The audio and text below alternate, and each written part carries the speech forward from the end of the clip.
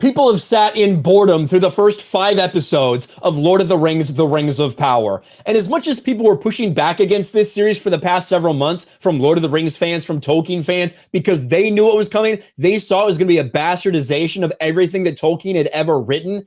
I'm not sure people quite realize how bad it was going to be just from a normal show perspective. If you take away all the canon violations, if you take away the lore violations, if you take all that off, you're left with the show that is, to say CW quality is an insult to it. How in the world is this the most expensive TV series ever made? Especially when you have things like this. This is an actual line from the show.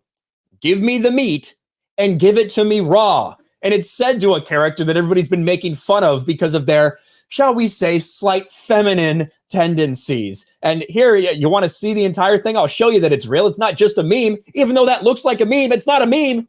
It's real. Give me the meat and give it to me raw.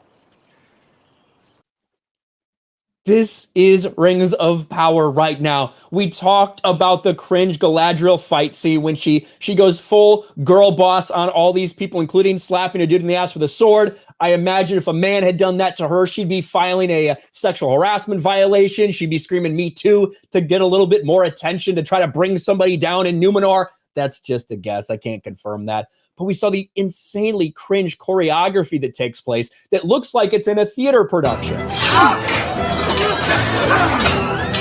It's people that aren't even swinging to hit each other. It looks like something you would see at your local theater.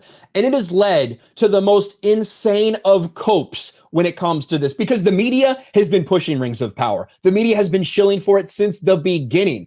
And now we're getting things like this.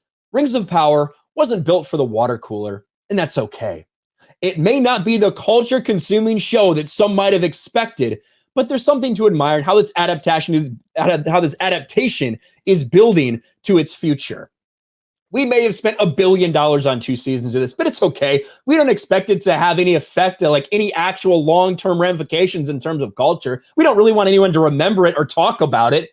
We just want no one to watch it. Is that why you spend $1 billion on this?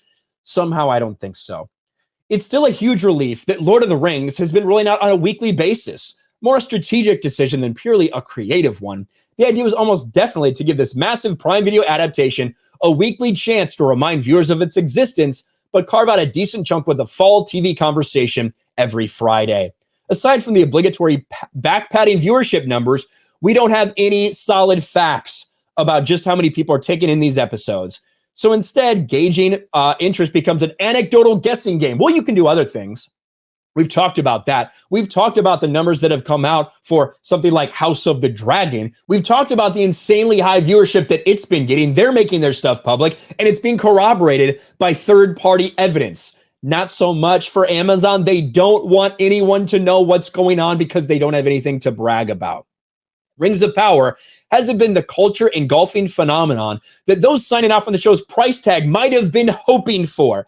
But that's okay. Listen, I don't see Reddit very often, but I did see Reddit on this. This was hilarious. Look at the reactions to this article. What a bizarre argument. Amazon spent hundreds of millions on this and apparently weren't chasing pop cultural buzz or mass audience engagement in the story. Okay. I have very bad memories from articles that have the phrase, "and that's okay" in the title. It happens so frequently these days. An article that ends with that or, "and that's a good thing," or starts with "no blank," is best to be ignored. I cannot control my IBS, and that's okay. I cannot change my job at Arby's, and that's okay. That's effectively what this article is saying. This comes at a time where some people are forced to come out and say, even though I had high hopes for this, even though I wanted to like this, it's fucking really bad. This is Paul Tassi over on Forbes. We're not talking about some guy who's, oh, well, he's just super conservative red pill guy. This is Paul Tassi at Forbes. 4 episodes in, Rings of Power has not swayed audiences. In fact, it's done the complete opposite. We've seen Eric Kane has been destroying this in the mainstream media on Forbes as well. Rings of Power is making a mockery of Tolkien's work. And of course, like we talked about, people continue to find more things to point out about why Rings of Power should be embarrassed, not just because of what they're doing to Tolkien, but just how bad this is in general. I talked about this Photoshop job that was done to make this crowd appear bigger. we found a couple matching people here and there. I found a couple extra on my video. It turns out that there's only like 20 actual people in this crowd.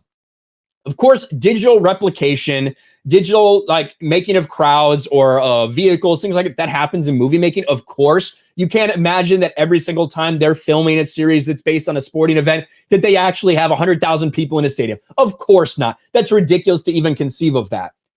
But at the same time, we're not talking about a stadium full of people. We're talking about like 75 people that are in this shot.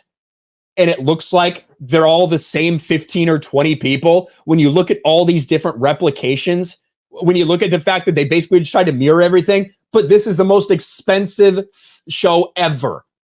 And you couldn't hire a couple more extras. Man, there is nothing to write home about when it comes to Rings of Power. That's why they've had to do everything they can to protect it. That's why they didn't let you rate it. That's why they sneakily tried to delete the ratings. But we caught them red-handed. It's back down to 3.3, which is still likely a joke. It's still manipulated. There's still people with 1-star reviews that they didn't let through simply because they didn't like the show.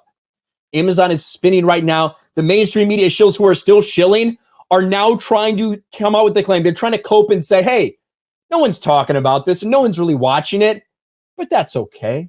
That's okay. It didn't have to be something like that. This is pathetic, but it's what we've come to expect from not only the mainstream media, but also from Amazon's Rings of Power. Thanks for watching, everyone, and a huge shout out to my patrons. I appreciate you guys so much. Want to follow me on Twitter or Instagram? Check out the description below. You'll find links to my P.O. box and my Patreon as well. And I'll talk to you guys later.